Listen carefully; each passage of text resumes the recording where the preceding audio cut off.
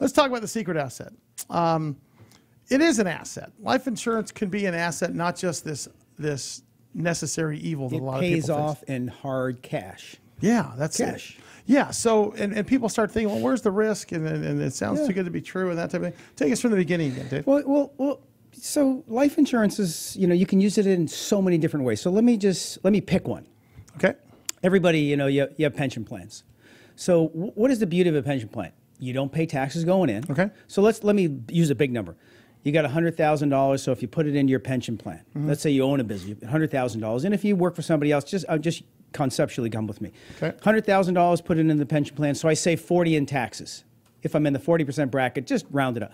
So I saved 40,000. I put 100,000 in my pension plan. Didn't pay any taxes. Okay. That 100,000 grows to $1 million in 25 years. All right. So on $1 million, then I'm going to take it out. Yeah. How much do I take out net after taxes? Well, if you're in the 40% tax bracket, $600,000. $600,000. Right. So I just took my 100,000. I saved 40,000 up front, but it's costing me 400,000 in taxes at the end. Okay. So who wrote the rules to that game? Yeah, that's a bad. And plus, you invested with after-tax dollars in the first place, right? I invested in after-tax dollars. So wait a second. I would rather have a program where I would rather pay the 40,000, pay the tax today, and never ever pay taxes again on the interest, dividends, or capital gains. Okay. So what you do is, yes, fund your pension plan. Yes, you can buy life insurance in your pension plan, because the second thing to that is, when you die, the only money that ever comes out of a pension plan tax-free is the death benefit minus the premium. The premium goes back in the plan, and the death benefit. You'll never, ever get money out of a pension plan tax-free. The only thing that ever comes out is if you die and you have a life insurance there, not only did you pay the premiums with tax-free dollars, which everybody loves,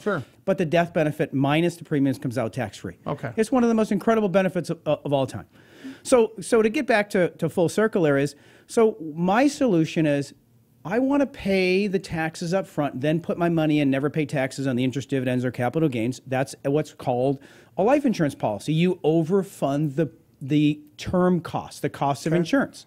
So, for instance, let's use you as an example, as we did earlier in the show. Is if I take you at 52 years old in 2 months, your closest age, and for 10 years you say, look, in the next 10 years, I'm gonna put away $50,000 a year into this life insurance policy. We buy the minimum death benefit. At the end of 10 years, you put in $500,000. We let that money grow tax deferred. And let's say in the S&P, the index, the hedge of 0 floor, 13% cap. Okay. Let's say we average over the next, till you're 70 years old, we average 7%. Historically, it's about 8.4. Okay. Then you could take out over the next 10 years $122,000 a year tax-free, which is $1.2 million. Yeah. You put in $500,000, you took out $1.2 million, you had life insurance, they actually paid you to own life insurance.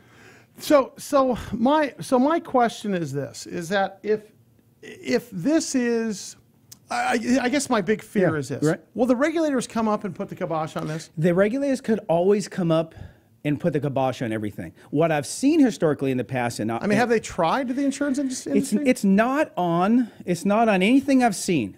Okay. But this country is in such tough shape. There's no sacred cows. Okay. But I would just say in the past, what I've seen them do is grandfather everything up to that point. Okay. But so far, look, all the congressmen and all the senators, everybody owns life insurance. I think it'll be a lower down the list, and I think the life insurance lobby is extremely strong. Yeah. Because we're talking about everybody. Over 70% of the people in the United States count on life insurance products for their financial security and retirement. Sure. You talk. There's lots of folks that talk about, and they are especially stockbroker types and money manager types. Right. That have a pretty pat saying for life insurance, and that is buy term and invest the difference. Right. What does that mean, first of all, and why is that a bad advice? Charles Givens was one of what the old TV people, is long gone now, but he was on TV doing an infomercial years ago, and he did buy term and invest the difference. And I've seen people patent that. And so Charles and I did work together. Okay. Back when I was doing some work with Tony Robbins, Charles Givens called up and he said, Dave, he goes, what are you and Tony doing? Right. He goes, I believe you buy term and invest the difference elsewhere. I go, Charles, I said, that's good. That was good in the old days, but right now you can buy term and invest the difference in the same product. Yeah. Overfund it so the IR code 7702, which says the overfunded portion after all your fees grows tax deferred throughout your entire lifetime. And then when you want to take it out, you take it out tax free. Okay.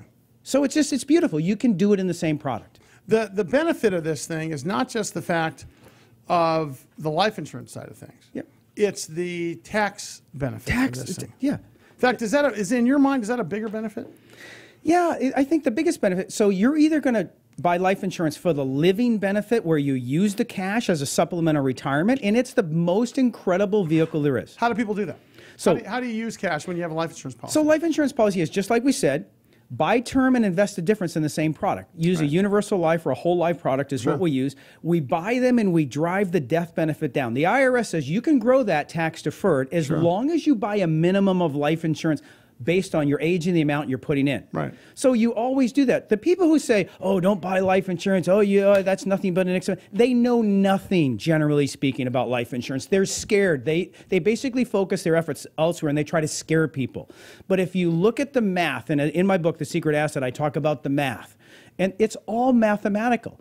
So what I do is I show you, wait a second, if you're going to put $5,000 a year into a life insurance policy, and then you're going to put $20,000 a year for your investment account, let me show you how to take some of that money and put it in the life insurance pot. Overfund the $5,000, put an extra $10,000. And I'll show you how to grow it. Do you buy stocks? Do you buy mutual funds? Do you pay taxes? Sully? Sure, we all do. Why?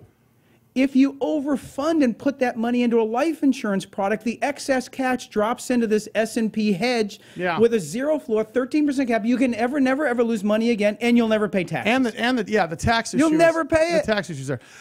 David Darkanzel is the author of The Secret Asset, Making Millions in Investment Grade Life Insurance. You can go to thesecretasset.com.